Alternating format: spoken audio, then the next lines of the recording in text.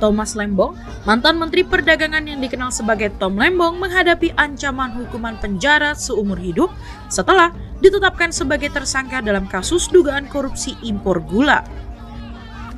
Dakwaan yang dikenakan termasuk pasal 2 ayat 1 atau pasal 3 jungto pasal 18 Undang-Undang Nomor 20 Tahun 2001 dan pasal 55 KUHP. Saat ini, ia menjalani penahanan selama 20 hari pertama di Rutan Salemba Cabang Kejaksaan Negeri Jakarta Selatan. Halo semua, perkenalkan nama saya Joshua Surya Dharma. Saya dari kelas C dengan NIM 24095111002. Pada kali ini saya sebagai mahasiswa FKH akan membahas tentang suatu hal dan permasalahan yang sangat seru, yaitu permasalahan demokrasi Indonesia. Sebelum lebih lanjut membahas permasalahannya, saya akan menjelaskan secara singkat pengertian dari demokrasi itu. Demokrasi itu berasal dari bahasa Yunani yang berasal dari demos dan kratos. Demos yang berarti rakyat dan kratos yang berarti pemerintahan. Nah, dapat disimpulkan dengan kedua arti ini, yaitu demokrasi adalah sistem pemerintahan yang mengizinkan dan memberikan hak kebebasan untuk warga negara supaya dapat ikut serta mengambil keputusan dalam pemerintahan begitu. Nah, saya udah memberikan pengertian dari bahasa Yunani, saya akan memberikan pengertian menurut para ahli supaya lebih terpercaya. Yaitu saya memberikan dari Aristoteles. Menurut Aristoteles, demokrasi adalah sebuah kebebasan. Ya, itu prinsipnya. Prinsip demokrasi itu kebebasan. Hal itu karena hanya melalui kebebasanlah setiap warga negara dapat saling berbagi sebuah kekuasaan di dalam negaranya sendiri. Lalu menurut Abraham Lincoln, siapa yang nggak tahu Abraham Lincoln kan? Demokrasi adalah sebuah hal yang didasari oleh rakyat dan sebuah pemerintahan yang berasal dari rakyat, oleh rakyat, dan untuk rakyat. Nah, itu quote sangat terkenal banget. Nah, ngomong-ngomong soal demokrasi kan, kita kan bakal bahas permasalahan di Indonesia. Nah, demokrasi di Indonesia itu menggunakan demokrasi reformasi yang memiliki karakteristik pemilu lebih demokratis, rotasi kekuasaan dari sebuah pemerintah pusat hingga daerah, pola rekrutmen politik terbuka, dan hak-hak dasar warga negara terjamin. Nah,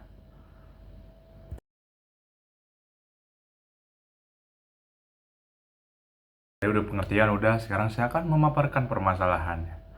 Permasalahan ini udah jauh ada nih. Dari dulu udah ada nih, dari sebelum demokrasi reformasi itu udah ada, yaitu permasalahan KKN, korupsi, kolusi, nepotisme. Nah, saya akan membahas dari suatu berita, yaitu PDIP soroti demokrasi RI yang memburuk, Mendagri Tito ungkap pemicu dan solusinya, yang dilansir oleh Kumparan News. Saya akan menjelaskan ya di situ isinya apa yang di situ, apa yang dijelaskan di situ.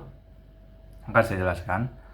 Pada berita ini disebutkan banyak hal yang bertolak belakang dengan demokrasi, seperti oknum tentara yang mengancam-ngancam di depan umum. Anggota Komisi 2 DPR dari PDIP ramai-ramai menyoroti kemunduran demokrasi. Seperti Dedi Hantero Sitorus, Dedi mengatakan pemilu dan pilkada 2024 merupakan yang terburuk sepanjang sejarah. Ia mengatakan pemilu kemarin itu paling brutal di dalam sejarah. Saya mengalami langsung, saya alami bagaimana kali-kali bagi-bagi bagi-bagi uang, dinas-dinas, pejabat kepala daerah turun, itu merata di seluruh Indonesia, kata Dedi begitu. Ya, kan bisa disimpulin ya. Dengan adanya pengancaman dan penyogokan dalam pemilu itu dapat berbahaya untuk peradaban pada bangsa kita. Dengan tidak bebasnya kita memilih, sehingga ketika mendapatkan pemimpin yang bobrok akan sangat berbahaya untuk peradaban ke depannya. Menurut saya permasalahan ini harus segera ditangani dan ditindaklanjuti. Yaitu dengan entah diberi hukuman dan lain-lain, akan saya bahas ya solusinya. Saksikanlah. Jadi tadi udah pengertian dari demokrasi. Permasalahan dari demokrasi juga udah, saya akan membahas solusinya. Nah, menurut saya ada dua solusi atau dua upaya supaya bisa mengurangi angka KKN, yaitu upaya preventif dan represif.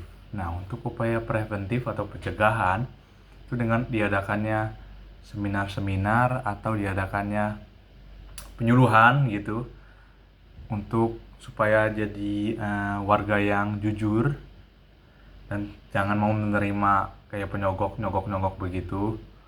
Lalu bisa juga dengan diperketatnya sistem politik kita atau sistem pemilihan pilkada dan pemilunya itu. Banyak juga seperti pelajaran-pelajaran di sekolah gitu lebih diperketat, lebih dikembangin lagi pelajaran PKN-nya gitu. Saya juga banyak adik-adik kelas saya yang tentang kewarganegaraan itu rendah gitu, agak miris juga ya begitu. Jadi makanya kita juga harus mengembangi sumber daya manusia kita juga supaya KKN itu juga bisa mengurang gitu, karena ngaruh banget sumber daya manusianya juga ya begitu menurut saya, supaya tidak ada kecurangan. Ada juga upaya represif ya, upaya represif itu dengan cara dihukum.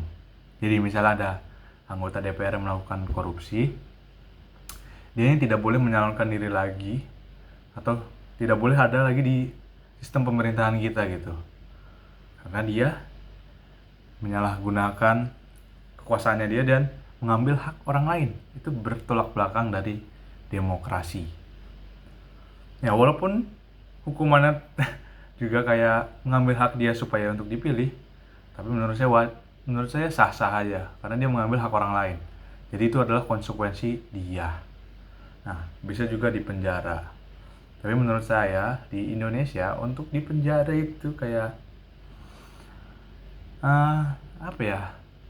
Hukumnya kan tumpul ke atas, tajam ke bawah gitu.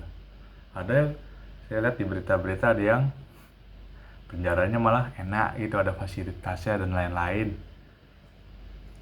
Dan ya harus diadil gitu untuk semua orang. Penjaranya juga yang ya kayak penjara-penjara pada umumnya, jangan yang istimewa begitu. Dan kadang juga hukumannya tuh kurang keras gitu untuk orang-orang yang melakukan KKN. Padahal itu sangat berat loh. Dia mengambil hak orang lain. Masa nggak dihukum dengan berat? Ya, minimal menurut saya dihukum seumur hidup gitu kan. Ambil hak orang lain kok. Gitu menurut saya. Nah, kan kenapa saya bisa bilang kalau negara kita masih kurang demokrasi? Ada metodenya, yaitu ID, Indeks Demokrasi Indonesia. Itu adalah cara mengukur demokrasi di Indonesia. Indeks ini memiliki 3 aspek utama, yaitu kebebasan sipil, jaminan politik, dan efektivitas lembaga demokrasi.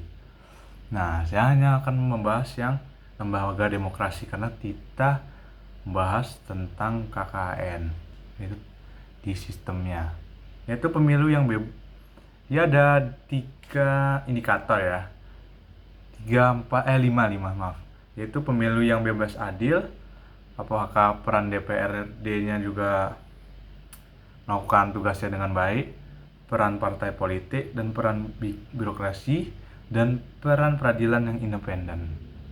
Nah, untuk pemilu yang bebas dan adil terkadang kan masih kurang gitu.